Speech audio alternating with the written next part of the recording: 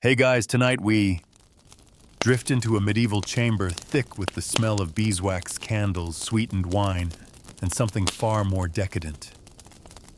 The air feels heavy, the kind of weight you notice pressing at your chest, and you can almost hear the rustle of silk sheets behind a carved oak door. Somewhere in there is a king, a man with the authority to raise armies, change laws, and more often than not, indulge appetites so vast and strange they make the usual tales of royal excess sound like bedtime stories for children. His castle is lit by torchlight, shadowed halls hiding whispers, and you're about to follow him down corridors no one dares walk after dark. You probably won't survive this with your innocence intact. So before you get comfortable, take a moment to like the video and subscribe, but only if you genuinely enjoy what I do here. And hey, drop your location and your local time in the comments. I love knowing exactly where you're listening from and what hour this little journey finds you. Now dim the lights, maybe turn on a fan for that soft background hum, and let's ease into tonight's journey together. You start at the gatehouse where the iron portcullis groans as it rises. Your boots hit the cobbles, and you can feel the vibration in your knees. The guards glance at you, then quickly look away. They've been trained not to meet the eyes of anyone who has an appointment in the king's private wing. The main courtyard is alive with motion stable boys hustling to settle the royal horses, kitchen hands balancing platters of fruit and meat, and a jester wobbling by on a single wheel, pretending he doesn't see you. Everything in this place hums with service, but no one dares make the king wait. Past the great hall, its ceiling blackened from decades of candle smoke, you come to the corridor that leads to the king's own chambers. The stone walls here are smoother than rushes on the floor cleaner. The sconces are polished so that the flames reflect in warm gold glows. This is the part of the castle that doesn't smell of mud and sweat. Here it smells of clove oil, honey, and the faint musk of bodies. The king's appetite is not a secret, but the details.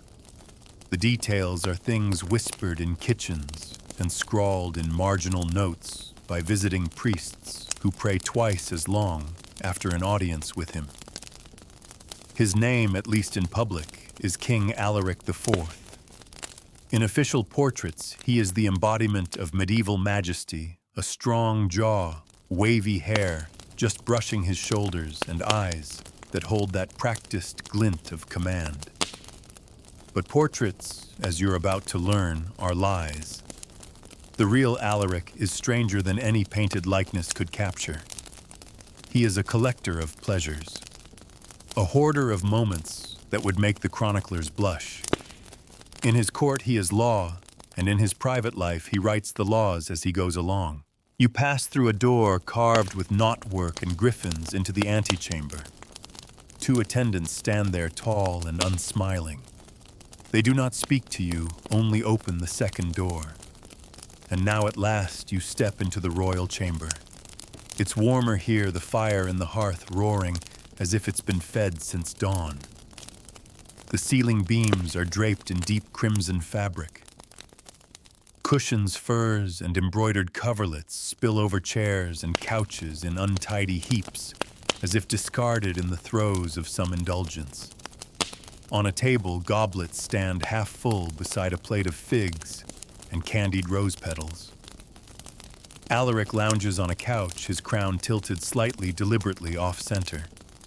He's dressed not in regal robes, but in a flowing shirt of fine linen open at the throat, the sleeves loose. His bare feet rest on a low stool carved in the shape of a lion. Around him, three women laugh softly at something he's just said, though you suspect it wasn't meant for your ears. "Ah," he says when he sees you, the historian.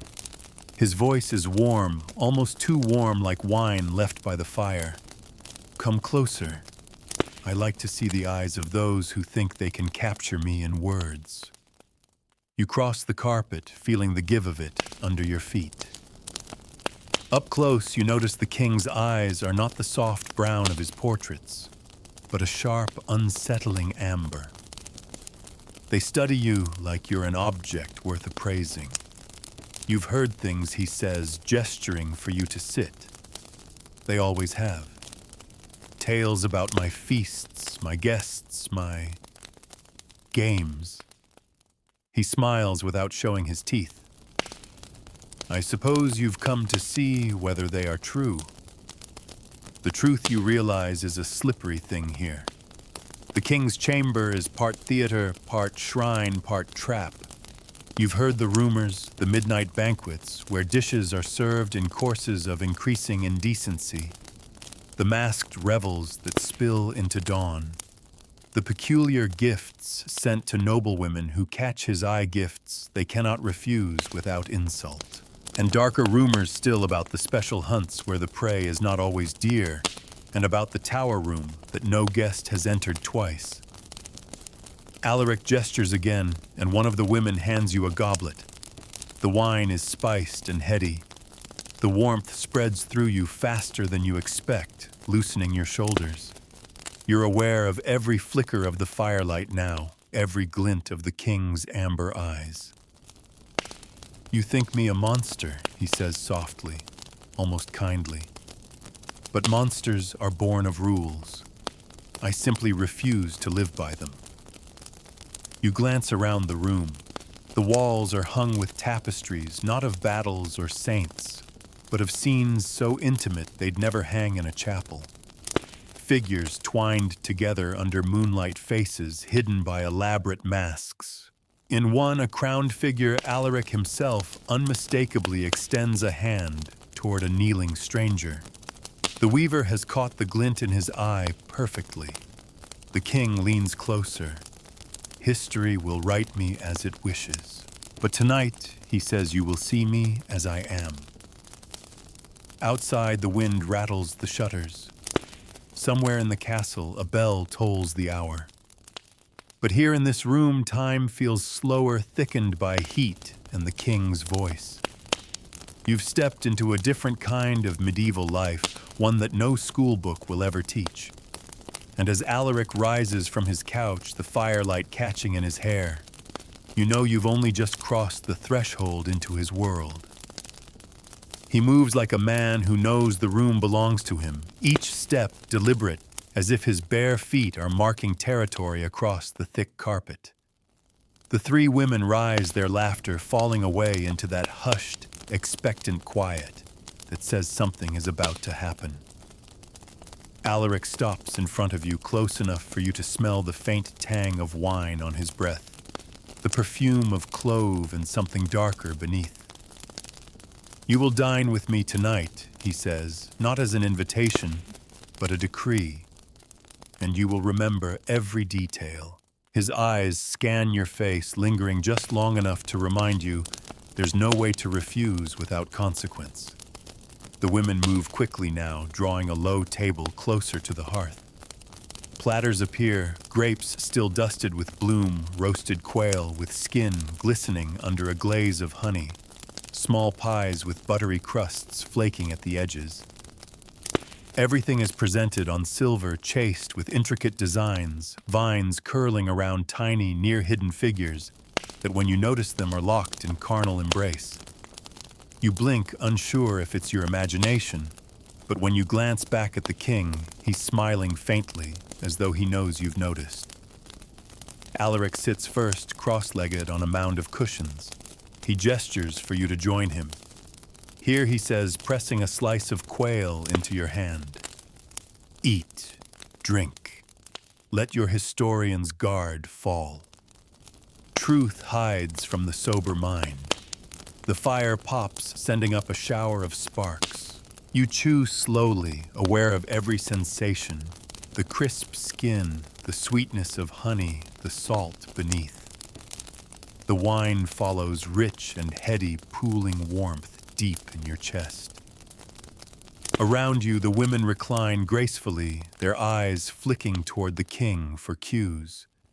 Sometimes they feed him, sometimes each other, a languid ritual that seems less about hunger than about performance. This Alaric says, leaning back on one elbow, is how one learns the soul of a king not in council chambers or on the battlefield, but here where desire is the only law. A feast without boundaries is the truest court. You've studied enough medieval rulers to know how dangerous it can be when a monarch believes his pleasures are the realm's highest truth.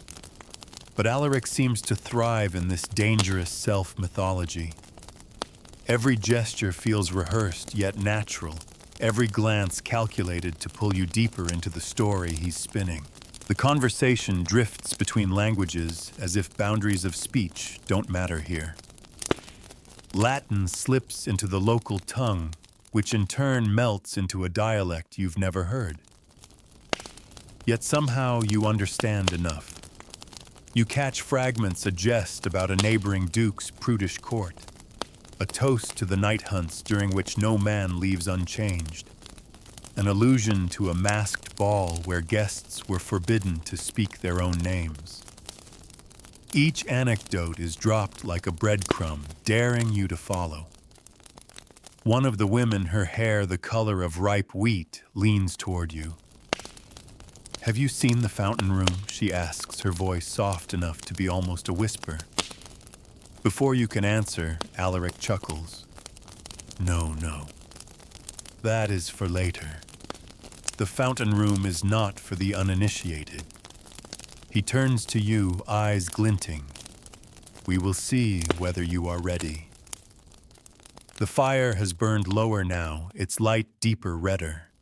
Shadows gather in the corners of the chamber, softening edges. The air feels heavier, as though the walls themselves are leaning closer to hear. The women pour more wine, their movements slower, more deliberate. Alaric begins to tell a story not to you directly, but to the room, though you know it's meant for you. It's about his youth when he first learned that rules were threads meant to be pulled. He speaks of slipping away from the monastery school where he was sent at 12, finding his way into the kitchens of a brothel disguised as a tavern.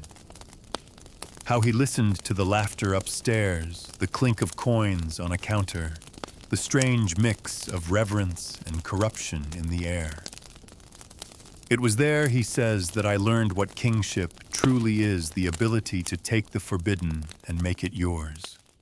His gaze fixes on you, and for a heartbeat, you feel as though he's speaking about more than just his own life, like he's testing whether you share that hunger. A bell tolls somewhere in the castle. Alaric rises. Come.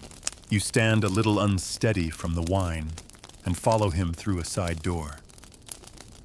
The corridor beyond is narrow, lined with niches holding unlit candles. Your footsteps echo softly. You realize the women are not following. This is different, quieter, more intimate. The hallway ends at a heavy wooden door bound in iron. Alaric produces a key from somewhere within his linen shirt and fits it into the lock. The metal groans and the door swings inward. You step into a room lit by a single lantern hanging from a chain. The space is circular, its walls tiled in patterns of deep blue and gold. In the center stands a stone fountain, water spilling in delicate arcs from the mouths of carved cherubs. The sound is gentle, almost hypnotic, but it's not the fountain's beauty that catches you. It's the figures painted on the tiles, men and women crowned and common entwined in poses that would scandalize any chapel wall.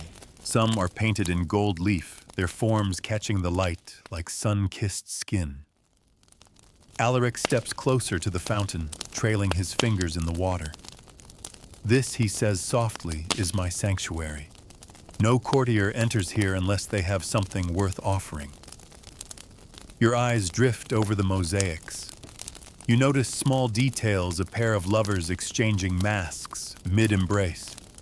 A king kneeling before a peasant girl, hands passing a crown as if it were a toy.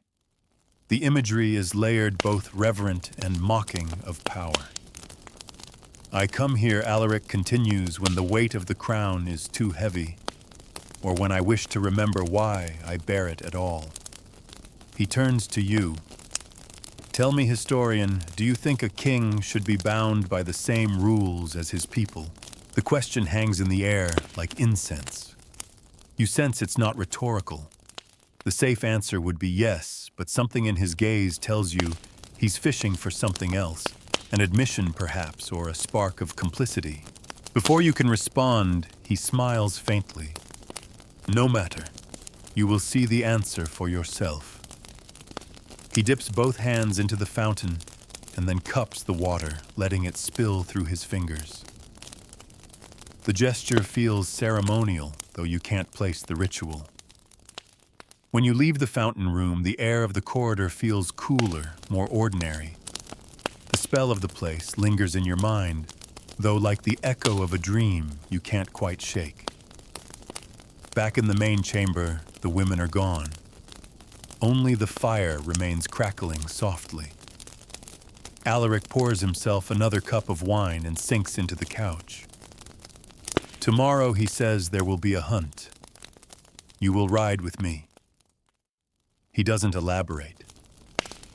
You have heard whispers of these hunts, how they begin with falcons and hounds and end with something else. The way he says it leaves you unsure whether to look forward to dawn or dread it. For now, he waves a hand toward the door. Sleep well, historian. You'll need your strength. The guest chamber they've given you is lavish in a way that feels almost suspicious. The bed is vast, its canopy heavy with embroidered velvet. The mattress swallows you as you sit down the furs at its foot, smelling faintly of cedar. A silver ewer of water stands on a side table beside a goblet, and a low fire burns in the hearth, just enough to keep the chill from the stones. Someone has set a pair of soft leather slippers at the foot of the bed. It's the kind of comfort meant to lull you into lowering your guard. You can still taste the wine from earlier, its heat lingering in the back of your throat. Your mind drifts toward the king's words. You will ride with me. The way he said it made it sound less like an honor and more like a summons to an initiation. You lie back, staring at the canopy, and try to imagine what kind of hunt could make the servants whisper and the courtiers avert their eyes. Sleep comes in fragments. You hear the wind moving through the high towers, the occasional clatter of a guard's armor as he passes down the hall, the soft drip of water somewhere beyond the walls. Your dreams are tangled fragments of the fountain room's mosaics. The king's amber eyes, the sensation of being watched from just beyond the edge of the torchlight. When you wake, it's still dark. A faint tapping at the door draws you out of bed. A servant stands there holding a cloak lined in thick fur. He says nothing, only gestures for you to follow. The corridors are lit by torches set high on the walls, their light flickering across the stone like restless shadows. Outside, the air is biting. Your breath fogs as you cross the courtyard where horses wait in a restless line. Their tack gleams in the torchlight, silver buckles catching each flicker of flame. Alaric is already mounted, his cloak billowing behind him. Even at this hour, he looks perfectly awake, his posture in the saddle regal and easy. He inclines his head when he sees you, though the gesture is more command than greeting. You ride well, he asks. You nod truthfully, though the question feels more like a test than small talk. Good, he says, and spurs his horse forward. The hunt begins quietly. The riders, half a dozen of them, move at an even pace through the castle gates and into the surrounding woods. The hounds pad alongside, their breath puffing in quick bursts, their ears pricked for a signal. The moon is just a sliver tonight, and most of the light comes from the torches the attendants carry. Every so often, Alaric glances over his shoulder at you, his expression unreadable. The forest closes in quickly, the trees tall and skeletal in the winter air. You hear the snap of twigs beneath the horse's hooves, the distant call of some night bird. And beneath it all, a strange anticipatory quiet, as if even the woods know what kind of hunt this will be. Eventually, Alaric raises a hand and the company halts. One of the attendants dismounts and whispers something to him. The king listens, then gives a single nod. The hounds are released, surging ahead into the darkness with low, eager growls. The riders follow, spurring their mounts into a canter. You expect the quarry to be deer or perhaps boar, but when you catch sight of movement ahead, your stomach knots. The figure that darts between the trees is human small and quick. At first you think it's a boy, perhaps a servant playing some dangerous game. But the torches catch enough detail to tell you otherwise. It's a young woman. Her dress torn, her hair flying loose. She runs like someone who knows the terrain, dodging between trunks, vaulting over roots. The hounds close the gap with frightening speed. Alaric leans forward in his saddle, eyes alight, urging his horse on. The rest of the riders follow suit, and you're swept along before you can even think about what this means. The chase lasts longer than you expect, long enough for your pulse to hammer in your ears. The girl darts through a narrow gap between two fallen trees, and the riders split to follow. The hounds are almost upon her now, their snarls cutting through the cold air. And then Alaric calls them off. Just like that, the hunt ends. The girl stumbles to a halt, gasping for breath, her eyes wide as she turns to face the king. He dismounts slowly, every movement deliberate. "You've done well," he says to her. "You may go." She bows deeply, almost touching her forehead to the ground, then slips away into the darkness. You're left with more questions than answers. What kind of hunt ends like this? Why let the prey go? Alaric mounts again, turning his horse back toward the castle. Curious, he asks, catching your eye. Yes, you admit. Good. Curiosity is the first step toward understanding. The ride back is quieter. The woods seem less threatening now, though you can't shake the image of the girl's face, the wild brightness in her eyes. She didn't look afraid, not exactly. More like she was part of some ritual you didn't yet grasp. By the time you return to the castle, dawn is just brushing the horizon. The torches sputter in the pale light.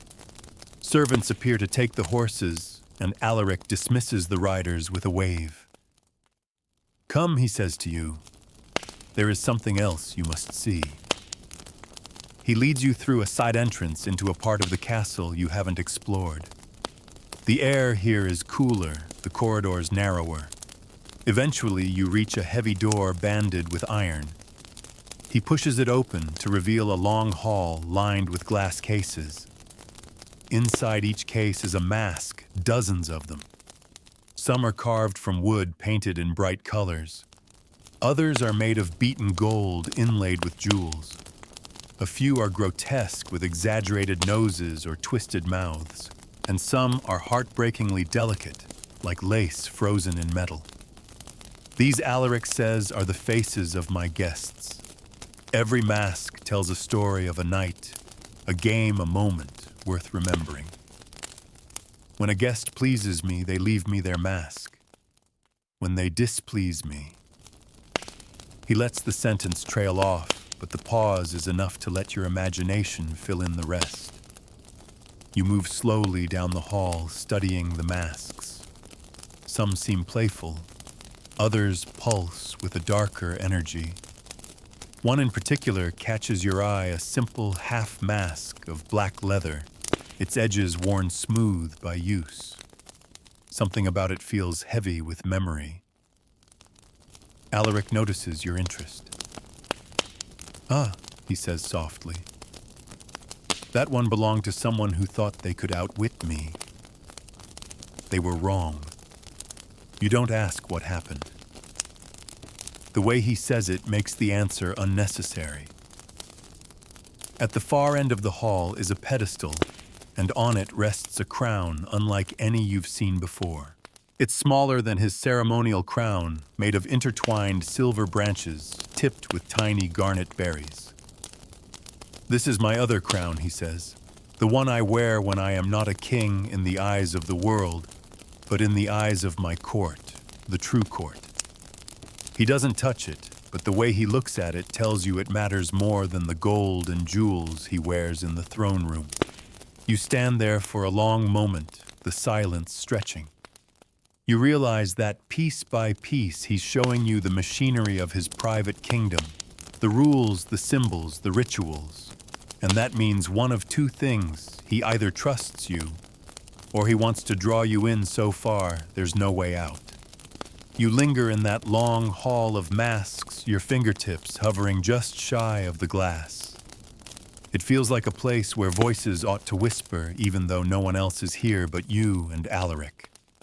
The air smells faintly of cedar oil and something older dust maybe, but sweetened somehow.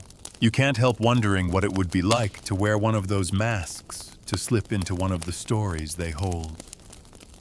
Alaric watches you with a patience that isn't really patience. It's more like he's weighing you on some invisible scale.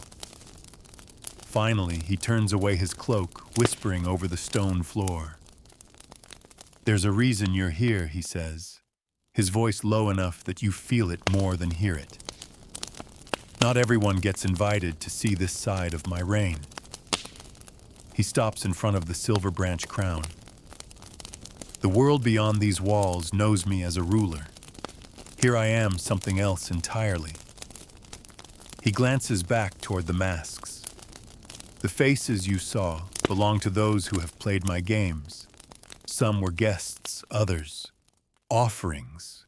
The game itself changes, but the rules, my rules, never do. And tonight, you'll play." You feel a flicker of hesitation, maybe even a chill. But he's already moving, leading you out of the hall. The corridors twist and narrow as you follow him, until you reach a staircase spiraling down into shadow. Your footsteps echo off damp stone. A faint rhythmic sound rises to meet you, drums slow and deliberate. The air grows warmer, scented with something like frankincense. At the base of the stairs, a wide doorway opens into a chamber, unlike anything you've seen in the castle so far. The walls are hung with crimson silk, lit by hundreds of candles flickering in iron sconces. A low dais rises at the far end, draped in black velvet. The floor between is bare stone, polished smooth by years of feet crossing it. Dozens of figures stand around the edges of the room, each wearing a mask. None speak, though you feel their attention turn toward you as you enter. Their masks are as varied as the ones in the hall upstairs, some beautiful, some grotesque, some carved into expressions that don't quite belong to human faces. Alaric strides to the center of the chamber. He's already wearing a mask now, a half face of hammered gold plain, but somehow commanding. "Welcome," he says to the room, though his voice is aimed at you. Tonight, our guest joins the game. A masked figure steps forward carrying a tray draped in red cloth. When they pull the cloth back, you see two masks resting there. One is a delicate piece of silver filigree shaped like the wings of a moth. The other is a dark leather full face, the mouth sewn shut with black cord. "Choose," Alaric says. You hesitate. The silver one feels lighter, less oppressive, but you sense that in this place appearances are traps. Still, you reach for the silver mask. The masked attendant bows and sets it gently against your face. The crowd stirs, not with sound exactly, but with a shift in the air, like the moment before a storm breaks. Alaric's gaze lingers on you a moment longer before he begins to speak. The rules are simple, he says. I will ask you 3 questions. Each answer will take you deeper. The mask you wear is both your shield and your tether.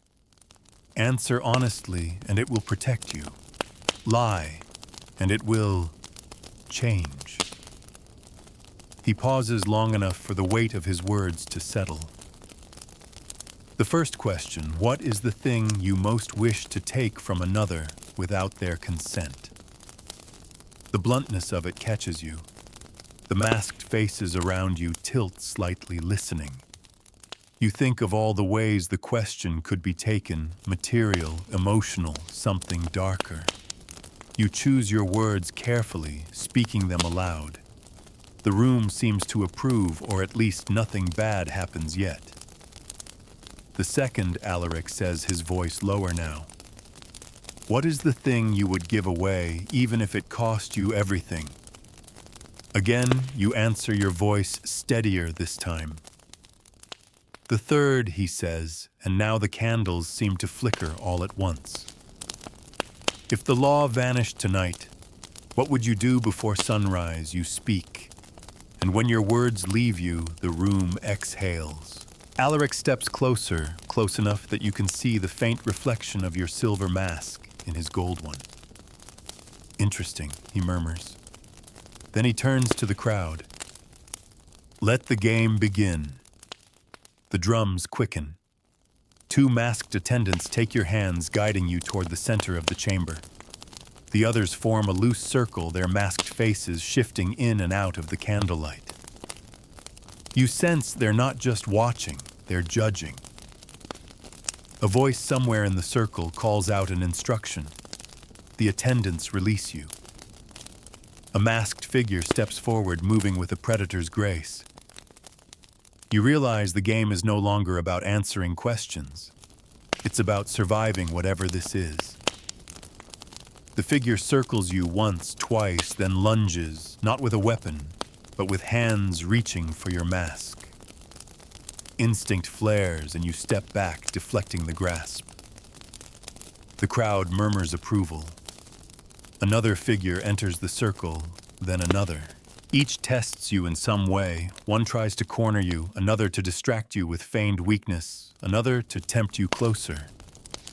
You begin to understand the game is about holding on to your mask, about protecting the identity you've chosen. Time blurs. The drums slow again, and finally Alaric raises a hand. The circle breaks. The masked figures step back, melting into the crowd. You're still wearing your mask. You can feel your breath against the silver filigree, warm and quick. Alaric approaches, removing his gold mask. His expression is unreadable. Well done, he says quietly. You've kept your face. That's more than many manage their first night. He glances toward the dais. Come. There's one more thing you need to see. You follow him up the steps. Behind the velvet drape is a narrow archway leading to a smaller chamber. Inside, the walls are lined with shelves holding books and scrolls. A single desk stands in the center, lit by a cluster of candles. These, Alaric says, are the records of every guest who has played the game. Their names, their masks, their answers. He runs a hand along a row of spines. History doesn't record these truths, but I do. Because here they matter more than any treaty or battle. He picks up a blank book from the desk and sets it before you. Write your name, he says. You pick up the quill. The ink is darker than you expect, almost red in the candlelight. As you write, you feel a strange finality settle over you, as if you've stepped over a threshold you didn't see until now. Alaric smiles faintly when you finish. Welcome, he says. You're one of us now.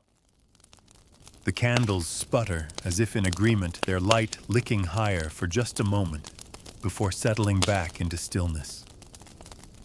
The quill still feels heavy in your fingers, even after you set it down.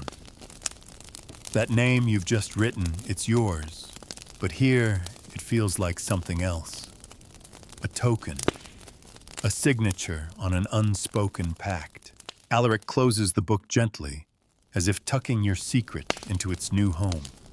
You'll understand soon enough, he says, sliding the ledger back onto its shelf. In my court, a name is not merely what people call you. It's a door, and you've just unlocked yours. He gestures for you to follow, leading you out of the record chamber and back into the candle-lit hall. The masked guests are gone now, leaving the room eerily still. The absence of their presence feels almost louder than their watchful silence did.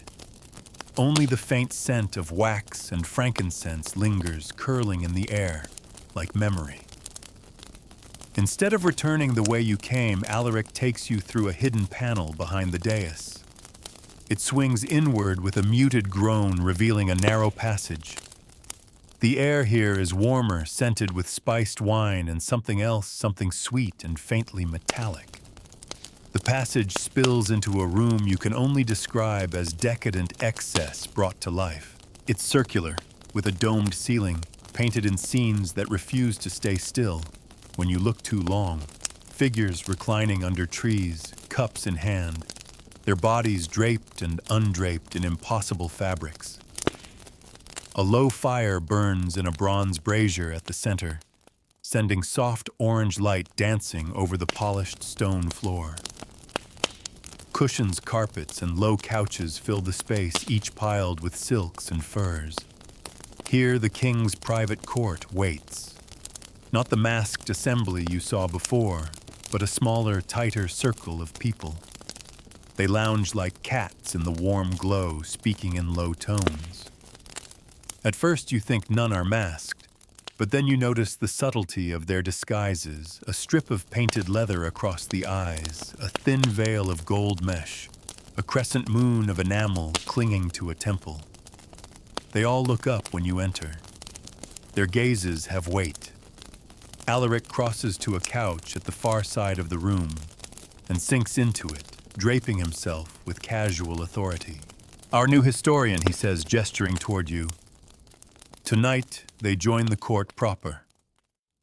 One of the courtiers, a tall man with a silver crescent mask, rises and approaches. His steps are slow measured. Do they understand the stakes, he asks the king without looking at you. They will, Alaric replies. The game is not over. The man regards you for a moment, then nods and retreats to his seat. Alaric gestures you forward. You've seen the masks, you've played the first game. But here the rules change. This is not about protecting your face, it's about learning how to use it. From a low table beside him, he lifts a small wooden box and flips the lid open. Inside are dice, but unlike any you've seen before. Each face bears not numbers, but symbols: a crown, a dagger, a key, a flame, a cup, an eye. These are the dice of wager, Alaric says. We play them to trade favors, to settle debts, to make arrangements. He picks them up and lets them tumble through his fingers. Each throw carries a choice. You may accept what the dice give you or challenge. He passes the dice to you. They feel warm, as if they've been sitting by the brazier. You roll them across the table. They clatter to a stop, dagger and key. The courtiers lean forward slightly. Alaric smiles faintly.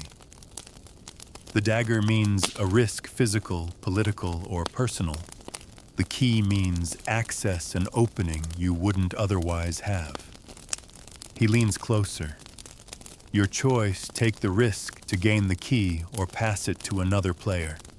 You can feel every eye in the room on you. Passing feels like weakness. You choose the risk.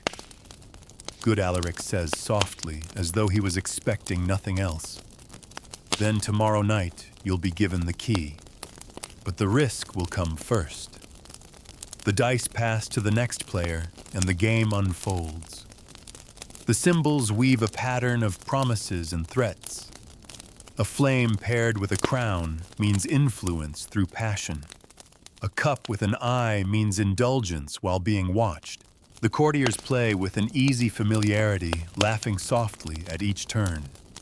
And always the stakes shift, small wagers turning into something larger, subtler. When the game ends, Alaric signals for wine.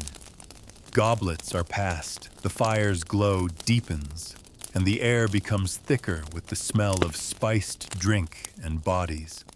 Conversation turns to stories half true, half fantastical. You hear of a feast held entirely underwater, of a jewel stolen from the Pope's own table, of a kiss traded for a crown.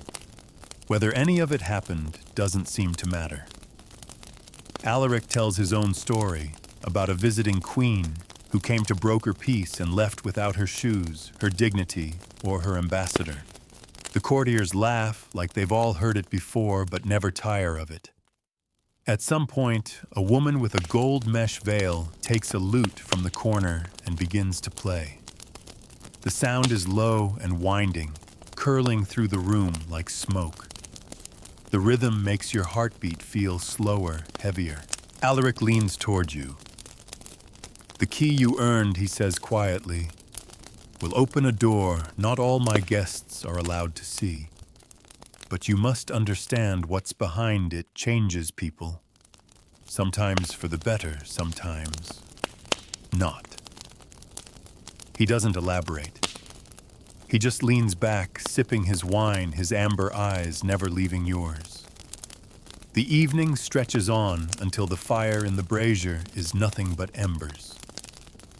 At last, Alaric rises. The courtiers follow suit, bowing slightly as he passes. He gestures for you to walk with him. You leave the warmth of the room for the cooler corridors beyond. The castle is quiet now, the kind of deep silence that makes every footstep sound deliberate. Alaric leads you not toward your chamber, but upward spiraling stairs, narrow halls. At last you come to a door unlike any you've seen here before. It's of plain oak, unadorned with a single iron lock. Alaric rests his hand on it. "This," he says, "is the door you've won the right to open. Tomorrow night you'll step through it. Tonight you'll sleep. You'll need your strength." He leaves you there, with the image of the door etched into your mind. Plain, simple, almost disappointingly ordinary, yet the way he speaks of it makes it feel heavier than gold. Back in your chamber, you lie awake for a long time. The dice, the dagger, the key, these things twist together in your mind. You think about the risk you've agreed to take, though you have no idea what form it will come in. Somewhere in the castle, a bell tolls the late hour. You finally drift into sleep, but even in your dreams, the plain oak door waits locked and silent. The dream is heavy and thick, like trying to swim through honey. You drift in and out of half-formed visions, hands rolling the strange dice again and again, each throw landing dagger and key. The oak door appears over and over, sometimes closer, sometimes impossibly far down an endless hallway. You wake before dawn with the taste of metal in your mouth and the distinct sense that someone had been speaking to you in your sleep. The castle is quiet, save for the occasional creak of timber or the whisper of wind through arrow slits. You're still under the firs when the knock comes. Not a polite tap, 3 firm raps.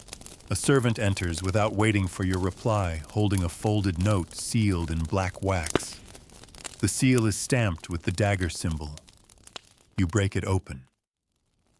The note is short, written in an elegant hand. Your risk begins at the 9th bell. Do not be late. The words sink into you like a cold stone dropped into deep water. You have hours until the 9th bell, but every moment feels shortened by anticipation. When the time comes, another servant guides you through a route you haven't taken before. Narrow corridors, spiral stairs, low ceilings. You're brought to a small antechamber lit by a single lamp. Waiting there is a man in a plain brown tunic. No mask, no ornamentation. He looks you over once, expression unreadable, then gestures toward a chest in the corner. Inside is riding gear, sturdy leather boots, thick gloves, a long coat lined with fur. Clearly you're going outside. When you're ready, he leads you down to the courtyard where Alaric is already mounted. He's dressed in deep green, a hood drawn up against the cold. The hounds are there again, their eyes glinting in the pale morning light. Today, Alaric says, as you approach, you'll see what the risk means. You mount up, the leather creaking beneath you. The company is smaller this time, just Alaric, you, and 2 riders in the king's livery. The gates open with a groan, and you ride out into the frost-rimmed forest. The pace is brisk breath pluming from the horses. You recognize parts of the woods from the earlier hunt, but the path soon twists into unfamiliar territory. The trees here are denser, their trunks black against the thin winter sun. Alaric rides ahead, speaking little. Eventually he slows near a clearing where the snow is churned by tracks, not animal, but human. He dismounts, tying his horse to a low branch. You do the same. The hounds strain at their leashes, sniffing the air. From the shadows at the far side of the clearing, 2 figures emerge, both hooded, both with their hands bound in front of them. One is tall and lean, moving stiffly. The other is smaller, glancing up through tangled hair. These, Alaric says, are thieves, or so I have been told. He turns to you. The risk you chose is this, you will decide their fate. It takes you a moment to grasp what he means. You may let them go, he continues, or you may have them punished. Or his eyes gleam, you may claim them for the court. The smaller figure raises their head, and you see fear there, but also defiance. The taller one stares at you steadily, as if daring you to choose wrongly. The forest feels utterly still, waiting for your decision. You weigh the choices, aware that whatever you say will ripple outward into consequences you can't yet see. In the end, you speak your voice carrying into the cold air. Alaric studies your answer for a long moment, then smiles faintly. Interesting, he says. You've chosen well, or at least you've chosen boldly. He signals to the riders who move to carry out your decision without hesitation. The hounds whine restless, as if they too sense the shift. When it's done, whatever it is, Alaric turns his horse back toward the castle. That was your risk, he says over his shoulder. The key comes tonight. The ride back feels longer, though. Perhaps that's because your mind is turning over what just happened. You've acted within the king's private law, now made a choice that will be recorded in one of those ledgers. Whether it will earn you favor or suspicion remains to be seen. By the time you return, the sun is low. Servants hurry through the halls with trays of food and baskets of wood for the fires. You're given time to wash and change into finer clothes. At the stroke of the 10th bell, a page comes to fetch you. You follow him through familiar corridors until you're once again standing before the plain oak door. Alaric is waiting there, leaning casually against the wall. He wears no crown tonight, only a dark robe belted with silver cord. His amber eyes catch the torchlight as he regards you. You've earned this, he says simply, and produces a key from his sleeve. It's wrought in iron, heavy with the bow shaped like a coiled serpent. He presses it into your hand. Remember, once you open it, you cannot unsee what's inside. The lock turns with a solid click. The door swings inward without a sound. The room beyond is dimly lit, the only light coming from tall candles in wrought iron holders. It's larger than you expected, but empty at the center, as if waiting for something. The walls are hung with heavy drapes in deep blue, and the air is warm-scented faintly of myrrh. As you step inside, the door closes behind you with a soft thud. You turn and realize Alaric has not followed. Instead, a figure emerges from behind one of the drapes. They are masked, half silver, half black, and robed in dark velvet.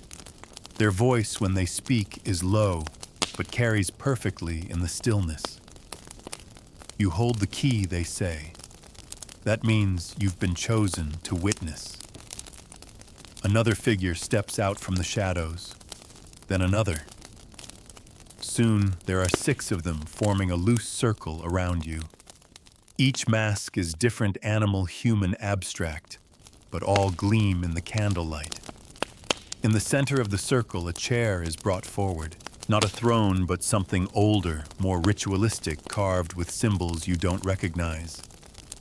You will sit, the first masked figure says, and you will see what the court hides from all but the initiated. You hesitate, but the weight of the moment draws you forward. The chair is cold beneath you. The 6 masked figures begin to move, pacing slowly around you in perfect unison. They begin to speak not in words you understand, but in a rhythmic chant, low and steady. The sound builds, wrapping around you like a tightening cord. The candle flames seem to lean inward, drawn to the center. From somewhere behind the drapes, a 7th figure emerges. Taller than the rest, their mask is entirely gold, featureless, except for 2 narrow slits for eyes. They carry something wrapped in cloth. They approach you, stop just before the chair, and unwrap their burden. Inside is a mask, intricate, strange, unlike any you've seen. It's shaped like a bird's skull, the bone gleaming white, the beak long and sharp. This, the gold-masked figure says, is your mark. Once you wear it, you are part of the game forever. They hold it out. The bird skull mask is heavier than you expect. The bone gleams as though it's been polished for years, its surface cool against your palms. You can feel the subtle ridges where real bone would meet cartilage, every detail rendered with unnerving precision. The eye sockets are deep shadowed so that from the outside whoever wears it becomes unreadable. The gold-masked figure holds your gaze, if it can be called that, through those narrow slits. Once you wear it, they repeat, there is no going back. The 6 masked courtiers around you stop their pacing. Their stillness presses in on you. It feels as though the room itself is waiting. You lift the mask. For a moment you hesitate, the beak hovering in the air like a bird poised to strike. Then you lower it over your face. The world shifts instantly. The air smells sharper, colder.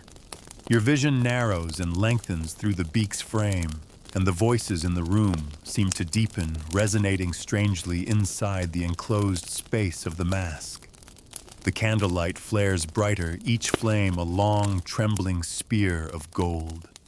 The chant resumes, soft at first, then swelling into a steady, pulsing rhythm.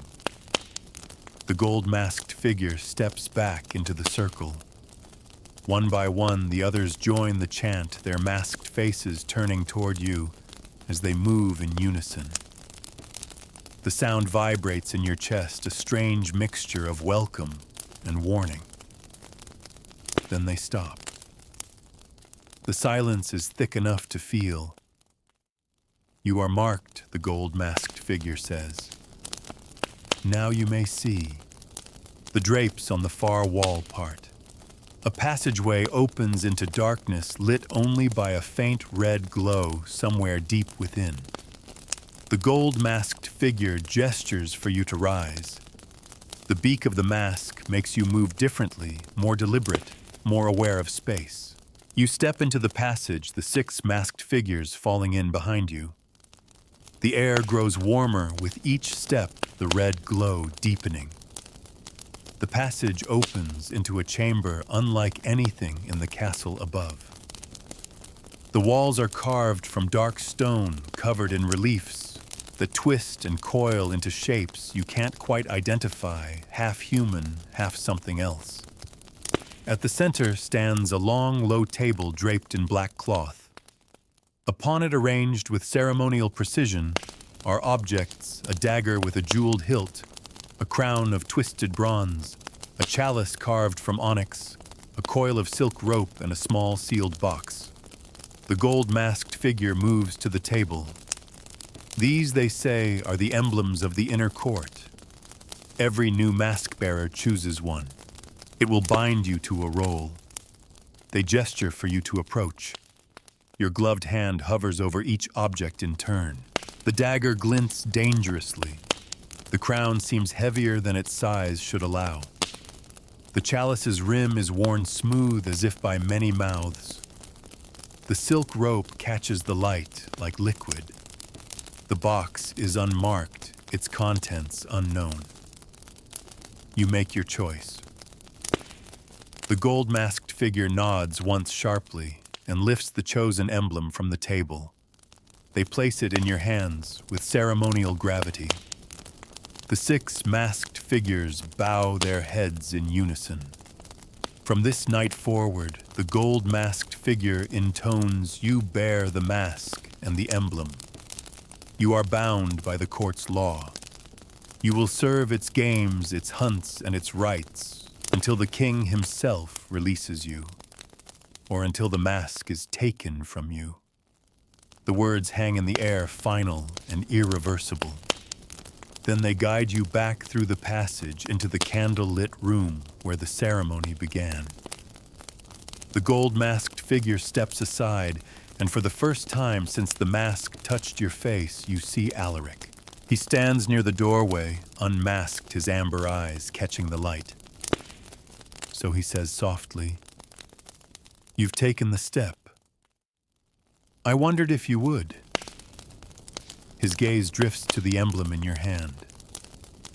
A slow smile curves his lips. Interesting choice. That will make the nights ahead complicated. The masked courtiers file past you, disappearing through another doorway. Only you and Alaric remain. He walks closer, studying the bird skull mask on your face. You've noticed, he says, how it changes the way you see. It also changes the way others see you. In the court, you are no longer simply a guest. You are a player.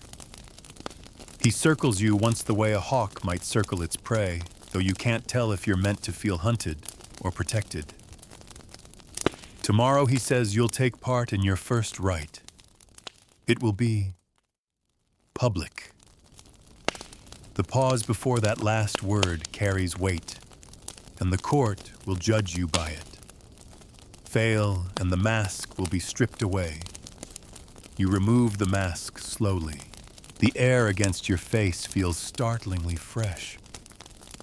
Alaric takes it from you, holding it for a moment, as though considering something, then returns it to your hands. Keep it close. You'll need it.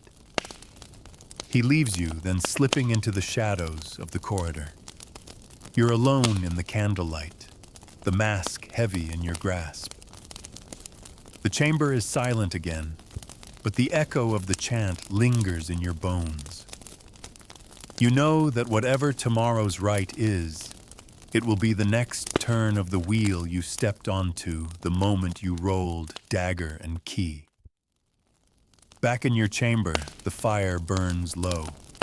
You set the mask on the table beside your bed. It sits there in the dim glow, its hollow eyes fixed on you. You can't help the feeling that it's watching. You lie down, but sleep does not come easily. Every time your eyes close, you see the gold-masked figure placing the emblem in your hands. Hear the finality of their voice until the mask is taken from you. Somewhere in the castle, a clock strikes the late hour. You wonder how many others are lying awake tonight, masks beside their beds, waiting for the next summons. The summons comes before the sun has fully cleared the horizon. You're still dressing when a knock echoes through your chamber, 4 quick raps, precise and practiced. A page waits at the door, his head lowered, avoiding your eyes. In his hands is a folded length of black cloth.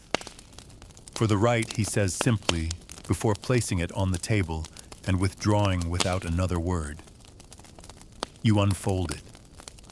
The fabric is heavy, the weave fine, and as you lift it, you realize it's a robe, long hooded, and clearly meant to be worn over the mask. Its inside smells faintly of smoke, and something older, something that reminds you of the fountain room incense and secrets. You dress slowly, the robe settling over your shoulders like a weight. The mask goes on last, the bird skull beak narrowing your vision, framing the room in its hollow gaze. The page returns to guide you. The castle's corridors feel different this morning, emptier as though the stone itself is holding its breath. You're led down to a courtyard you've never seen before, enclosed by high walls draped in ivy. In its center stands a raised wooden platform wide enough for 10 people to stand side by side. The court is already gathering. Some wear masks, others do not, but every face is turned toward the platform. The air hums with quiet anticipation. At the far end of the courtyard, Alaric waits, flanked by 2 of his masked courtiers. His robe is a deep crimson today, trimmed in gold, the color rich against the winter light. When he sees you, he beckons. You cross the frost-dusted stones, feeling every step like a step toward something irreversible. Today, Alaric says softly, leaning just close enough for you to hear you stand before the court as one of its own. But the mask alone is not enough. You must prove yourself worthy of wearing it. You're about to ask how, when a horn sounds a deep mournful note that rolls across the courtyard and makes the hairs on your arms rise. The 2 masked courtiers bring forward a prisoner. They're hooded, bound at the wrists, their clothes torn and muddied. From their size and bearing, they could be anyone, a noble fallen from grace, a common thief, a rival's spy. Alaric speaks so only you can hear. This one defied me, and now the court will see if you understand what it means to be one of us. The prisoner is pushed to their knees at the center of the platform. The hood is pulled away, revealing a face marked by defiance and fear in equal measure. They meet your masked gaze without flinching. This is your right, Alaric says.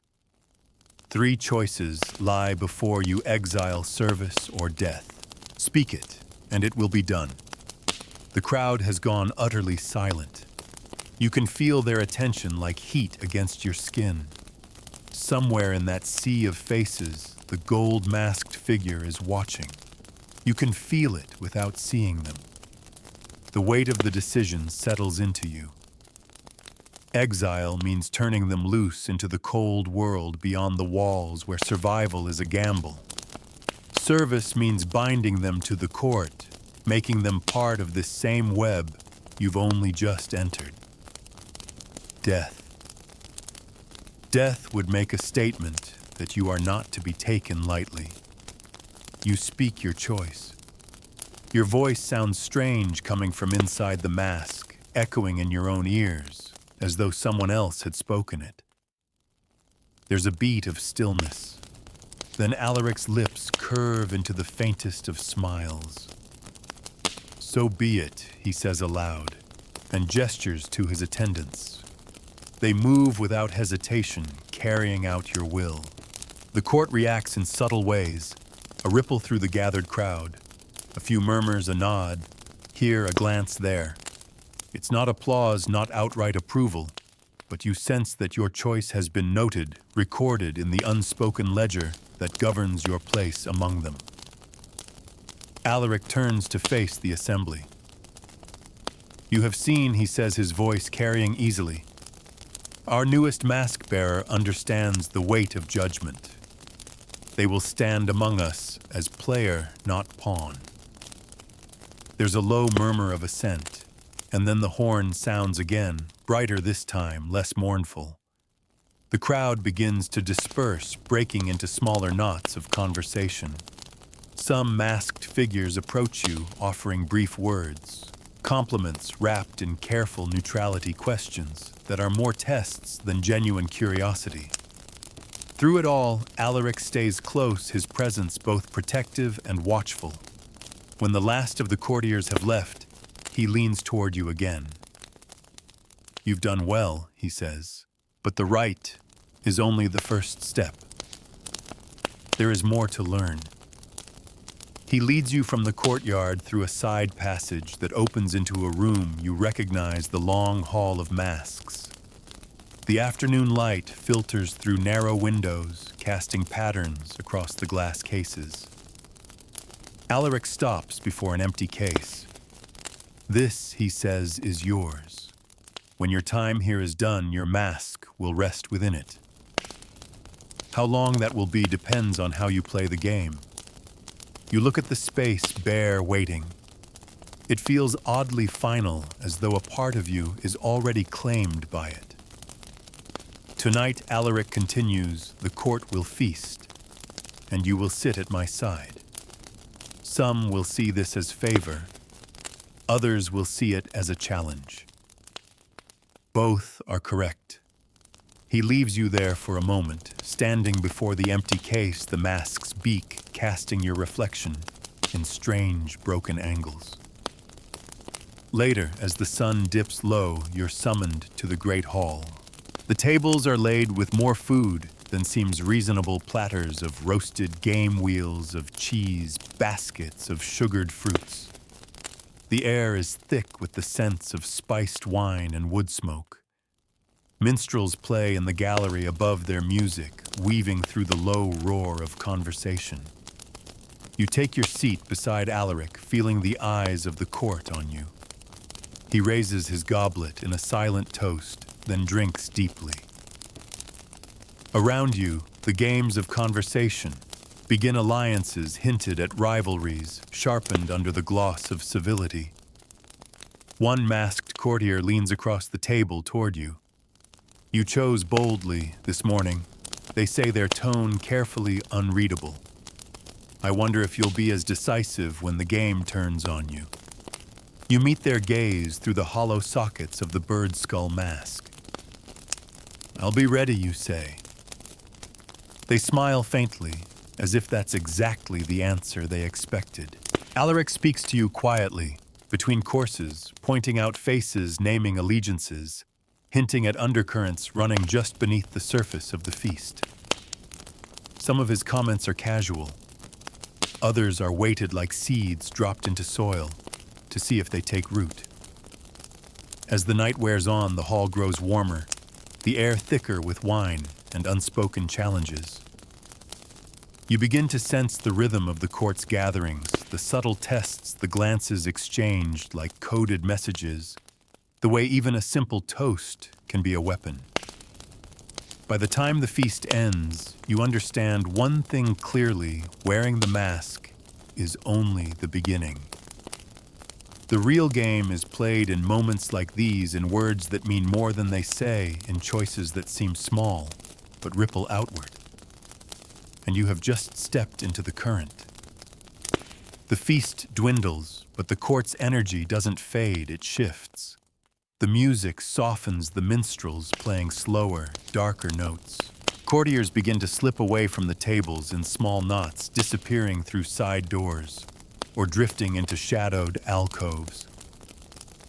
Alaric's conversation with a noblewoman in a fox mask is languid but deliberate. You sense he's giving you space on purpose, letting the court have a turn with you. A masked figure, silver filigree curling like frost across the face, touches your shoulder. This way, they murmur, voice smooth, practiced. They don't wait for your answer before walking toward one of the seated doors. You follow. The corridor beyond is narrow, candlelit, the air cooler. Your guide moves quickly, the hem of their robe whispering against the flagstones. After several turns, you emerge into a smaller chamber you haven't seen before. It's warm here, the light honey gold from dozens of beeswax candles. Cushions are scattered across the floor, and a low table holds a collection of goblets and bottles, each stoppered with wax. Several courtiers are already here, their masks more elaborate than at the feast. Jewels glitter in torchlight, enamel painted in impossible patterns. Their voices hush as you enter attention, settling on you like a slow falling net. This says the silver filigree guide is the after-gathering. They gesture for you to sit. Someone presses a goblet into your hand before you've even found your place among the cushions. The wine is richer than the feast's, darker, with a strange herbal undertone. Here, says a voice to your left, the game changes again. The speaker's mask is carved like a cat's face, gold leaf whiskers catching the light. At the feast, you're on display. Here you're tested. They lean closer, lowering their voice to a purr. We find your weaknesses. The words are more promise than threat, but your pulse quickens all the same. The first test comes quickly. The silver filigree courtier explains the rules, a story circle. Each player adds a sentence to a tale, but each sentence must hide a truth about themselves, one that another player may try to expose. If your truth is guessed, you must answer a question without refusing. The story begins innocuously enough, a hunter in the forest, a lost road, a storm. When your turn comes, you feel the eyes behind the masks leaning in. You add your line careful, distant, but with a glimmer of something real buried in it. It doesn't fool everyone. A courtier in a sunburst pattern mask tilts their head. That's not just a storm, they say. That's something you've run from before. The room stills expectant. You nod once, yes. They smile faintly, but say no more. The story rolls on other secrets, plucked free and placed on the table like coins. The second test is more direct. The cat mask courtier slides a small wooden box toward you. You open it to find 3 objects, a silver ring, a folded scrap of parchment, and a vial of dark liquid. You may take one, they say, but each has a price. The ring, they tell you, grants a favor from any one member of the court once. The parchment holds a name. Speak it to Alaric, and that person will never trouble you again. The vial's effect is left unsaid, but the way the room shifts when it's mentioned makes your skin prickle. You choose. The box is closed, your choice noted by every masked face. The third test is not announced. It simply happens. A courtier beside you begins to speak of loyalty, what it means, how it's proved. Their tone is casual, almost lazy, but their eyes are sharp. They weave the talk toward a name you don't recognize, then ask, would you stand against them for Alaric's sake? It's a trap, of course. You don't even know who they mean. But the court is listening, and hesitation would mark you. You answer without pause, letting conviction fill your voice. The room breathes again, conversation resuming, as though nothing had happened. But you feel it, each of these moments is a notch in the measure of your worth. Wine flows freely. Stories darken. Laughter grows sharper. At some point, a masked courtier produces a small drum, its beat slow and hypnotic. The circle shifts, cushions are pushed back, and the players lean in toward the center of the room. The silver filigree courtier who brought you here speaks again. Now we see how you face the mask. From a carved chest, they lift another mask, not yours, but one made of black lacquer, featureless, except for a smooth oval where the face should be. They hold it out to you. You wear this, they say, and answer the questions you cannot see coming. You take it, slipping it over your bird skull mask. The world goes dark. You can hear but not see. Your own breath fills the space between your ears. The questions come in voices all around you, male, female, impossible to place. Some are sharp as blades. What would you take from Alaric if you could? Others are deceptively soft. What would make you walk away from this court forever? You answer as best you can, relying on instinct. Sometimes the room hums approval. Sometimes the silence afterward is thick with doubt. At last, the mask is lifted away. The candlelight is blinding for a moment. The silver filigree courtier studies you for a long beat, then nods once.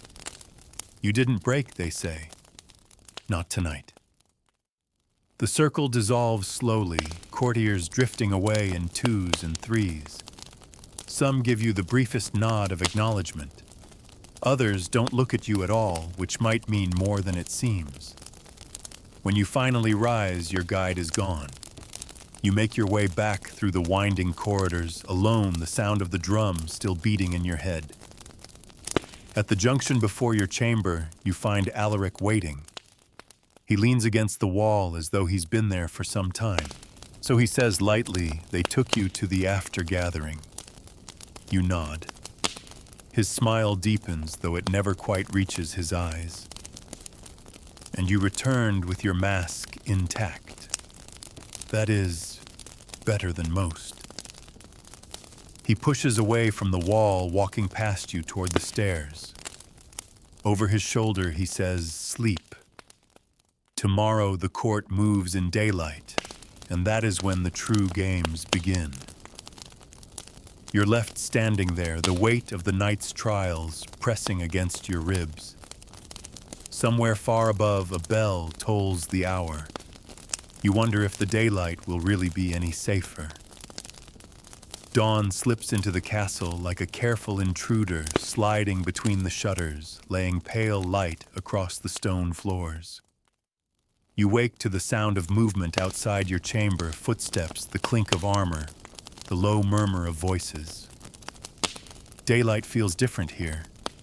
The shadows aren't gone, just sharper, as if the court's games have changed costumes, but not their nature. You dress without a summons. The robe and mask remain on the table, but you take the mask with you, tucking it under your arm. A strange sense has taken root overnight. You're no longer moving through the castle as a guest. You're part of it now, a piece in its living chessboard. In the great hall, the long tables are stripped bare except for jugs of watered wine and bowls of bread. Courtiers linger in clusters, their morning voices subdued. Some wear masks even now. Others are bare-faced, but carry themselves with the same guarded precision as at the feast. Alaric is already there, seated at the high table, a sheet of parchment before him. His amber eyes flick toward you as you enter. He sets the parchment aside.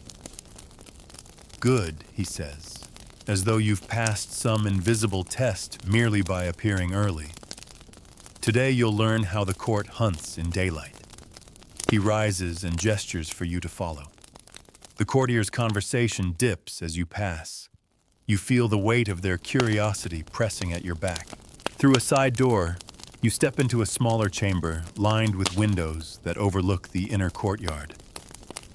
A long table dominates the room, covered with objects, sealed letters, small purses of coins, scraps of parchment with hasty sketches, a scattering of keys. This, Alaric says, sweeping a hand across the table, is the market of influence. Every coin here is a favor, every letter a secret, every key an open door, sometimes literally, sometimes not. Each player chooses what they will hold trade or spend before sunset. He picks up a sealed letter and places it in your hand. This is yours. Its worth will be tested before the day is out. You study the heavy wax seal, its stamp unfamiliar. The urge to break it is immediate, but Alaric's faint smile tells you that would be premature. The other courtiers begin to arrive, slipping into the room with quiet purpose. They move to the table like gamblers to a game, eyes sharp, fingers quick. One lifts a key, another pockets a coin pouch, a third takes 2 letters at once. The air hums with the energy of silent negotiation. A courtier in a narrow, flame-shaped mask glances at your letter as they pass. Careful, they murmur. That one burns. It's not a warning you can fully parse, but you tuck it away. When the table is cleared, Alaric leads the way into the courtyard. Winter light gleams on the frost-rimmed stones. Groups form quickly, pairs and trios, whispering, drifting toward shaded corners. Some leave the courtyard entirely, disappearing into the castle's warren of halls. Alaric stays at your side. The rules are simple, he says. Trade what you have for something more valuable. Protect it from those who'd steal it. And above all, make sure it matters when the day ends. He leaves you then, walking toward a group of senior courtiers, his crimson cloak trailing. You're not alone for long.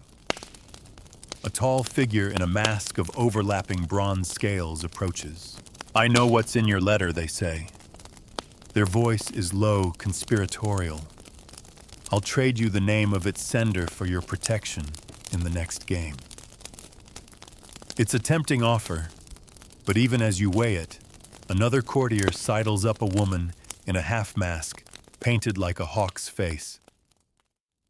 Don't trust the bronze scales, she says without preamble. They'll give you a false name to trap you. I'll offer you something real, a key that opens the solar tower for the letter itself. The letter grows heavier in your hand. 2 offers, 2 possible traps. You decide to move, keeping both at bay for now. As the day stretches on, the market becomes a web. Courtiers trade openly in the halls, but others play a subtler game, slipping notes under goblets, passing coins with a handshake, whispering in the shadow of a doorway. You catch glimpses of your own letter in their conversations, always with a glint of hunger in the eyes. By mid-afternoon, the tension sharpens. In a small gallery off the main hall, you're cornered by the flame mask courtier. It's time, they say. If you don't use that letter now, it will be worthless by nightfall. How, you ask? Show it to Alaric, they reply. If he values it, he'll keep it. If not, he'll know you wasted your piece. It feels like a trap in its own right, but something in their tone says you'll be judged either way. You find Alaric in the solar light pouring around him as he studies a map. Without a word, you offer him the sealed letter. He breaks the wax, reads quickly, and then folds it again. His eyes meet yours. There's no smile this time, no easy charm, just a measured, assessing look. You've brought me something worth keeping, he says finally, and you've kept it safe through the day. That is what matters. He tucks the letter into his cloak. But remember, what's worth keeping one day may be worth nothing the next. Play every day as though it's your last chance to move the board. You leave the Sola with the faint impression that you've passed, though the criteria remain maddeningly opaque. The day ends as the winter sun bleeds out behind the walls. In the great hall, a smaller gathering replaces the feast wine bread, a scattering of fruits and cheeses. The courtiers talk more openly now, their energy less guarded, but no less pointed. You take a seat near the fire. The hawk mask courtier from earlier drifts by, pausing just long enough to say, "You've kept your place another day. Don't mistake that for safety." Before you can reply, they've moved on. Alaric appears beside you, a goblet in hand. Tomorrow, he says, the game shifts again. You've learned to guard what you're given. Now you'll learn to take what isn't. The firelight flickers across his face, catching in his amber eyes. He raises his goblet in a quiet toast. To daylight's end and night's beginning. You drink. The castle's night breath is different from its day. The corridors seem longer. The torches burn lower, and every distant footstep echoes like a private warning. You're still thinking about Alaric's words, "Take what isn't yours," when the summons arrives. It comes not by messenger this time, but by sound, 3 slow chimes of a bell you've never heard before. You leave your chamber instinctively, mask in hand, and find the halls empty, except for the flicker of wall torches. Somewhere deep inside, you know you're not meant to be guided tonight. This game will start with you finding it. You move through the warren of corridors, the castle's bones shifting around you like a labyrinth that only opens for those who dare to press forward. Eventually, you reach a narrow staircase spiraling down toward a faint orange glow. At the bottom, the passage spills into a vaulted chamber lined with arches. A handful of masked courtiers are already there, standing in a loose circle. In their center is a low table bearing a collection of objects, coins, small keys, a rolled parchment tied with black ribbon, a dagger with a narrow, gleaming blade. Alaric steps out from the shadows. Tonight, his mask is different bronze, shaped like the face of a wolf. "Welcome to the hunt," he says. His voice carries just enough to fill the chamber. "Tonight, you will take something. Not what you're given, not what you're owed. Something that belongs to another player." He gestures to the table. "One of these is yours to claim, but you must be the last to hold it when the hunt ends." A masked courtier to your left leans slightly toward you. And if you lose it, they murmur, you lose more than the game. The Wolf Mask King continues. "You may take openly by challenge. You may take in secret by cunning. But whatever you take, guard it. At dawn, the one who holds their prize still in hand wins favor in my court. The others do not." He turns to you. Choose your target. Your eyes scan the table. The coins could buy small favors. The keys could open doors, both literal and political. The parchment could hold a name or a promise. The dagger could protect or condemn you. You reach for one. Its weight in your palm feels significant, even if you don't yet know why. The game begins. The chamber erupts into motion. Courtiers vanish into the side passages, cloaks whispering in the dark. Some go alone. Others pair off, murmuring alliances they'll likely break before the night is over. You follow a narrow hall into a dim gallery. The air here smells faintly of dust and oil, the torches fewer and farther between. A figure in a half-mask steps from the shadows ahead, blocking your path. "That's mine," they say, eyes flicking to the object in your hand. Their tone is almost polite, but the tension in their stance says this will not end with words. You keep your voice steady. "Not tonight." They step closer, their gloved hand twitching toward the dagger at their belt. You're not armed, not really, but you've learned enough to know the court values. Nerve as much as steel. You hold their gaze through the hollow sockets of your mask and say nothing. After a long moment, they smile faintly. "Not tonight," they echo and step aside. But you know they'll be coming for you again. The hunt winds through the castle like a fever dream. At times you find yourself alone in silent corridors, the stone cold beneath your boots. At others, you cross paths with 2 courtiers struggling over a key, their masks tilted askew. You hear snippets of whispers, the clink of coins changing hands, the rustle of parchment being passed in secret. Once you glimpse Alaric watching from an upper balcony, arms folded wolf mask, gleaming in torchlight. He doesn't move to join the game, but his gaze follows you until you pass out of sight. Midway through the night, you stumble into the fountain room. The red glow from the mosaics seems deeper here. The water's soft trickle loud in the otherwise still chamber. You crouch near the fountain to drink, keeping one eye on the doorway. A voice drifts from behind you. They'll come for it soon. You turn to see the gold-masked figure from your initiation. They stand in the archway, motionless. The trick, they say, is to make them believe they've already taken it, before you can ask how they vanish into the dark. The hunt wears on. You begin to understand its rhythms, the brief confrontations, the longer stretches of quiet paranoia.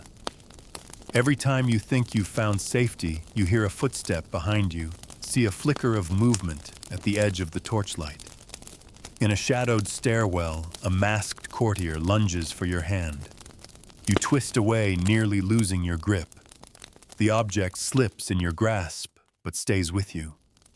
You push past them, heart-pounding, and take the stairs 2 at a time.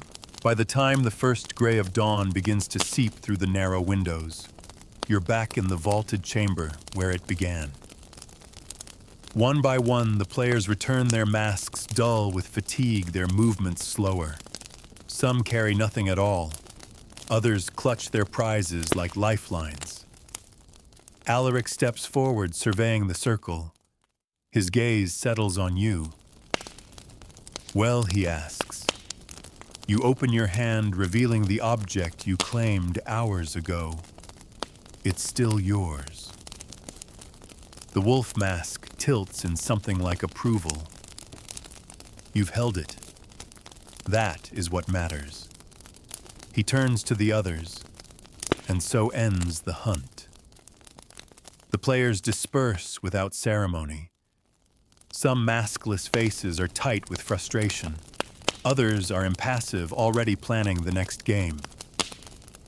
As you leave, Alaric falls into step beside you. You've learned to guard, he says.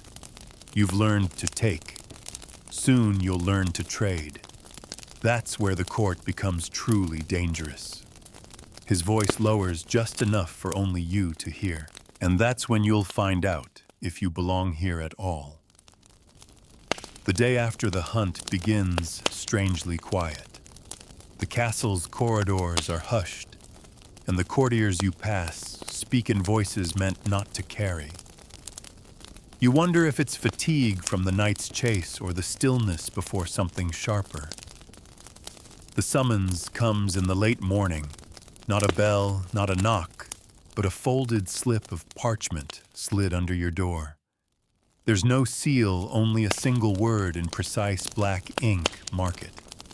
You take your mask and follow the winding halls toward the solar tower, where light falls in long columns across the flagstones. The room at the top has been transformed. Low tables are scattered about, each covered in objects, coins, letters, miniature portraits, gilded trinkets, keys of every shape. But among these are stranger offerings, a lock of hair tied in black ribbon, a dagger still darkened at the edge, a scrap of fabric embroidered with a crest you don't recognize. The courtiers are already here, masked and unmasked alike, moving in a slow, deliberate current from table to table. Their voices are low but edged with calculation. Alaric stands at the far end, leaning against the high windowsill. Today he wears no crown, but the wolfish gleam in his amber eyes is unmistakable. This, he says, as you approach, is the trade. In the hunt, you kept what you could hold. Here you will part with what you value willingly or not. What you gain will depend on what you risk. You glance at the tables again, and what am I to risk? His smile deepens. Something that belongs to you, not the court, not the game. You. The words hit harder than you expect. This isn't about a coin or a key, it's about you placing a piece of yourself into the current, knowing it might not return. Choose carefully, Alaric says. The court will measure your worth not by what you take today, but by what you're willing to give. You think of the mask of the emblem given to you in the bird skull rite of the sealed letter from the daylight game. All are yours now, and all could be bait for a greater prize. But Alaric's tone tells you this risk must be personal. You reach into your cloak and produce it, an item small enough to fit in your palm, yet heavy with meaning. It's set on the nearest table, and already a few courtiers glance toward it, their interest thinly veiled. The trade begins. There are no shouted bids here, no open bargaining. Each exchange is a quiet collision in the current, a glance, a murmur, a subtle movement of hands. You watch as a key trades for a letter, a lock of hair for a small ruby brooch, a dagger for something you can't see concealed in a folded scrap of silk. Your item draws attention quickly. A courtier in a deep green mask pauses before it fingers brushing the edge. They offer you a small brass key in exchange its bow, carved into the shape of a coiled serpent. You decline, not yet. Moments later, the bronze scale mask from the hunt approaches. They hold a letter sealed in red wax. For this, they say, simply nodding toward your item. The seal bears a crest you've glimpsed before in Alaric's private solar. The temptation to take it is immediate, but you can't tell if it's a trap or a gift. You decline again. The market swirls on. Twice, courtiers attempt to distract you, while another reaches for your offering, once with a too friendly question, once with a brush of the shoulder meant to draw you a sit-em. Both times you keep your focus, your palm hovering protectively over what's yours. Then the gold-masked figure appears. Their voice is low enough that no one else can hear. I'll give you something you can't display on a table, they say. A name you will need before the month ends. You search their mask's empty gaze for any sign of deceit. There's nothing. Just the gold, the voice, the offer. What name, you ask? They shake their head. Trade first. You hesitate, feeling the weight of the moment. Then you place your offering in their hand. They close their fingers over it, and without breaking eye contact, they whisper a name. It settles in your mind like a seed dropped into dark soil. You don't know yet what it will grow into, but instinct tells you it will matter. The gold mask moves away without another word. Your item is gone, your gain invisible to the rest of the court. Alaric's voice cuts through the murmur. The trade is ended. The courtiers drift toward the exit, their movements slower now, as though each is taking stock of their victories and losses. Alaric crosses to you. Well, he asks, though you suspect he already knows. I traded, you say, for a name. He studies you for a long moment, then nods once. You've begun to understand. In my court, the most dangerous currency is the one you cannot see. He leans in, his voice dropping. Protect it. Use it when the time comes, and when you do, make sure it cuts. You leave the solar with the name echoing in your head, the corridors seeming narrower somehow. The market's noise has faded, but you can still feel the game pressing in closer now, more personal. That night alone in your chamber, you speak the name aloud, just once, tasting it. It feels like a key in your mouth. You slip your mask over your face and stare at your reflection in the darkened glass. Somewhere deep in the castle, a bell rings the late hour. You know that when the next summons comes, it will be for something sharper, something that will force you to use the weapons you've gathered visible and hidden alike. The summons comes quicker than you expect. You've barely finished your morning bread when a page arrives, breathless, his tunic askew from haste. He bows low, thrusting a sealed note into your hand. The wax is black, stamped with the serpent coil design you've seen before on keys passed in the market. You break it open. Inside, in that same precise black ink, you will speak the name before the high table tonight. No signature, but you don't need one. Alaric has called you to use the weapon you traded for. The hours until nightfall are slow, heavy with a tautness that never loosens. You rehearse the name silently, careful not to speak it aloud. It feels alive in your mind, coiled like a waiting thing. You wonder if the gold-masked figure knew exactly what they were giving you, or if they only suspected what would unfold when you dared to say it. By the time the feast begins, the great hall is a theater of anticipation. The tables groan under platters of roasted meat and sugared fruit, but few seem truly focused on the food. The court's conversations are quick and clipped, their glances sharper than usual. Somewhere in the room, the name you carry is also present, breathing, watching, waiting for its own unveiling. You take your seat beside Alaric. He's in black tonight, the fabric so deep it swallows the firelight, a single silver clasp at his shoulder. The wolfish curve of his mouth says he's enjoying your tension. Halfway through the feast, he rises. Tonight, he says, we see whether our newest player has teeth. His gaze slides to you. Speak. The hall falls into silence. Every eye turns toward you. You stand slowly, the bird skull mask narrowing your vision so that all you see are the flickers of torchlight and the amber gleam of the king's eyes. You take a breath, steady your voice, and speak the name. It lands in the hall like a thrown blade. For a moment, nothing moves. Then you hear the subtle intake of breath from one side of the room. A masked figure stiffens, their gloved hand curling into a fist on the table. A few heads turn toward them, whispers beginning like the hiss of dry grass catching fire. Alaric's smile widens, not with warmth, but with a predator's satisfaction.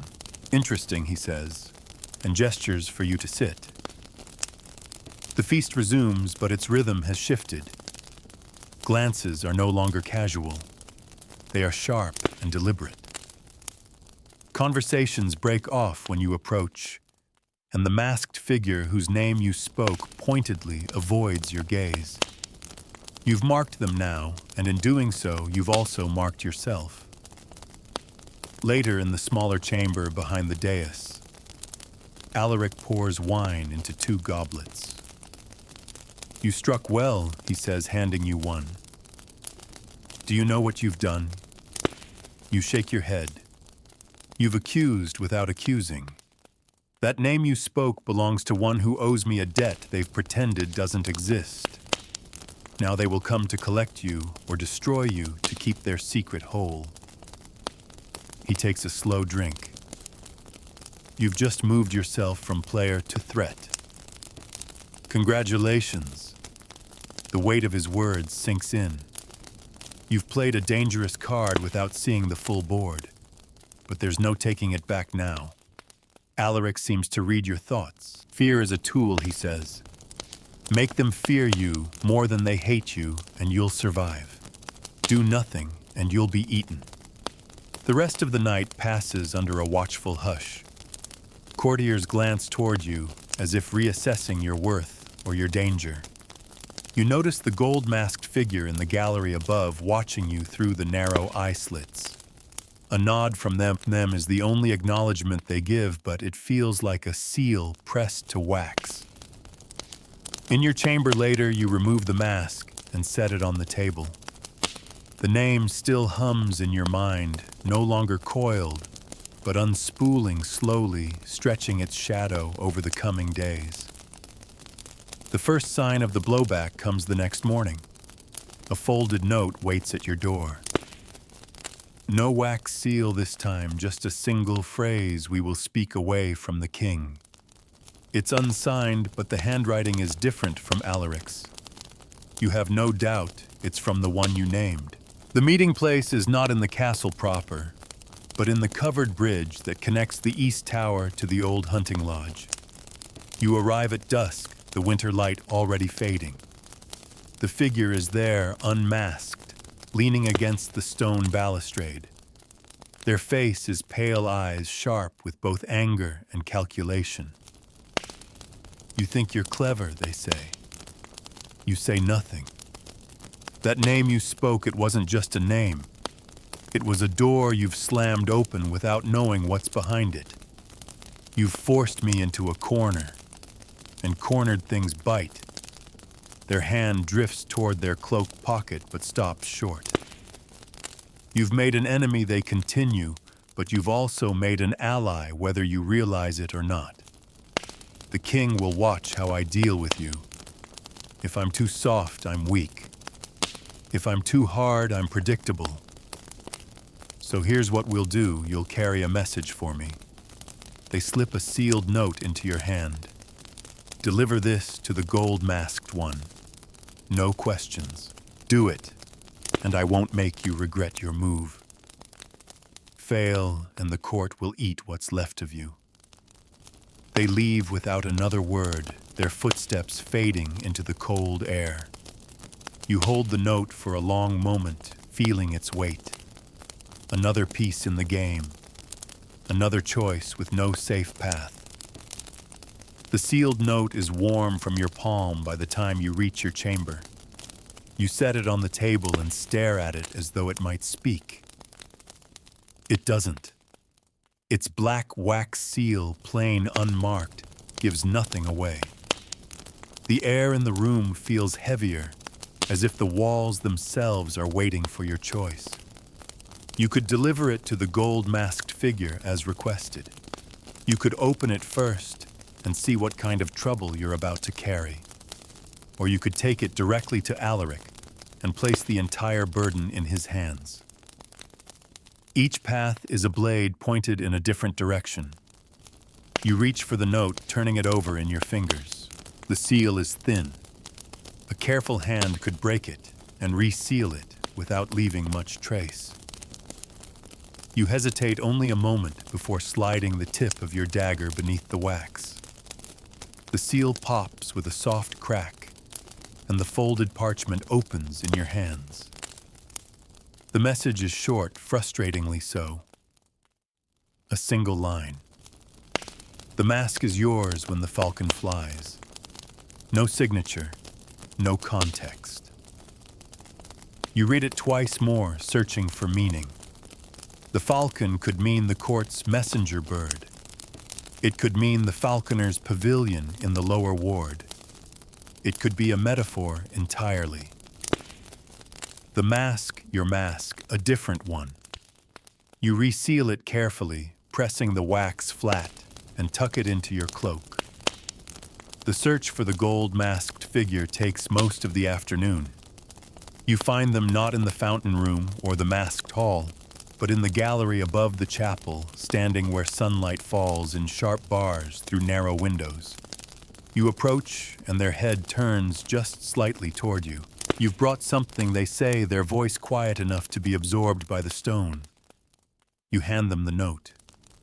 They study the seal for a moment, before taking it, without opening it.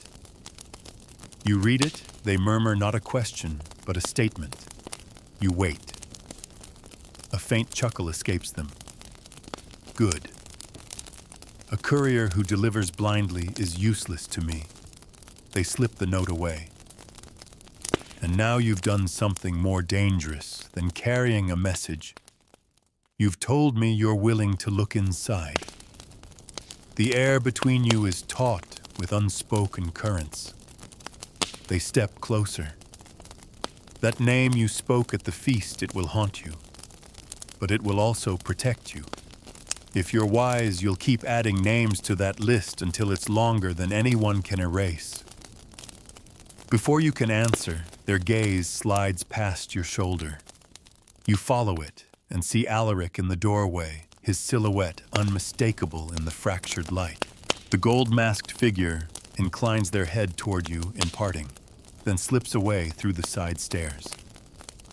Alaric crosses the gallery at an unhurried pace, his amber eyes locked on yours. "You've been busy," he says. "I was delivering something." He stops close enough that you catch the faint scent of cloves in his breath. "And did you see fit to open it first? There's no use lying." "Yes." The smallest tilt of his mouth, not quite a smile. "Good." The word lands strangely, like approval wrapped in a warning. "I want players, not pawns," he says. "But understand this, if you look too closely at every game piece, someone will take the board away from you entirely." He gestures toward the chapel below. "Come. Tonight we dine small, but tomorrow. Tomorrow the court moves against itself. And I expect you to choose a side." That night, the feast is indeed smaller, just the high table and a handful of favored courtiers. Conversation drifts toward falcons and the hunt. But the undercurrent is sharper, everyone speaking as though expecting the topic to veer toward something more dangerous. You keep glancing at the gold-masked figure seated far down the table and wonder if the falcon flies is tomorrow's signal. After the meal, Alaric draws you aside. "The court will divide," he says simply. "Two factions, one game. Each will seek to control a prize neither can hold alone. Choose wrongly, and you'll be swallowed whole. Choose well." He lets the thought trail off, but the gleam in his eyes promises reward. "Which side should I choose, you ask?" He laughs softly. "If you need me to tell you, you've already lost. You lie awake long after the candles burn low, the day's words chasing each other through your head. The mask is yours when the falcon flies. The court will divide." And under it all, Alaric's quiet admission, "I want players, not pawns." You fall asleep, knowing tomorrow will not be a simple game. It will be the kind that changes your place in the court forever. The morning comes with a cry. Not human falcon. Sharp and cutting through the winter air like a drawn blade. You're on your feet before you've even realized you've moved, crossing your chamber to throw the shutters open. High above the inner courtyard, the king's white falcon wheels once, twice before vanishing behind the east tower. The falcon flies. You dress quickly, mask in hand, and make your way toward the great hall. The corridors are no longer quiet. They hum with a current you can almost see. Courtiers move in purposeful streams, some whispering urgently, others already gathered in tight knots. At each intersection, choices are being made, alliances forged, positions claimed. Inside the hall, the air is sharp with tension. Alaric stands at the high table, but he's not alone. To his right is the gold-masked figure, still and unreadable. To his left, the one whose name you spoke at the feast, their jaw-set eyes bright with challenge. Alaric's voice cuts through the murmur like a bell. Today, he says, the court tests its own. 2 banners, 1 prize. Each faction will try to claim it before sunset. And once it's claimed, the game ends. He turns to you. Choose your banner. The choice is a vice around your ribs. The gold mask, cryptic, dangerous, but the one who gave you the name that brought you this far. The named rival, angry, but perhaps the quicker path to power if you prove loyalty. You feel the eyes of the hall on you. You choose. The faction leaders waste no time. The moment your allegiance is spoken, you're swept into a strategy whispered under the cover of polite conversation. The prize you learn is a key, small, ornate, locked inside the falconer's chest in the lower ward. The other faction will try to intercept you. Failure is public and unforgivable. The game begins. You and your faction slip from the hall into the twisting arteries of the castle. Every turn feels watched, every shadow suspect. Twice you're forced to change your route when masked courtiers block the way with innocent-looking chatter. By the time you reach the lower ward, the other faction is already there. The rival whose name you spoke meets your gaze across the frost-rimmed yard. They smile not warmly, but with a kind of amused recognition. The stalemate is immediate. Neither side wants to move first. It's the gold-masked figure who breaks it. They tilt their head toward you, a barely perceptible signal. You understand speed over subtlety. You lunge forward, cutting across the yard toward the falconer's workshop. Shouts erupt. Boots scrape on stone. Someone grabs your arm, and for a moment you're caught, but the momentum carries you through. You slam the workshop door behind you, breath harsh in your ears. Inside, the air smells of hay and feathers. The chest is there, iron-bound, the falcon crest etched deep into its lid. You drop to one knee, fingers finding the lock. It's complex, but you've seen its kind before. The first tumbler clicks, the second. The third resists, and in that hesitation, the door bursts open. Your rival stands framed in the light mask off, now their expression sharp with triumph. They step forward. You've run out of time. You straighten, meeting their gaze. Then take it. For a moment, the air between you holds two predators gauging the risk. Then slowly, they shake their head. Not yet. I want you to bring it to me. It's a trap, but one you can't afford to spring here.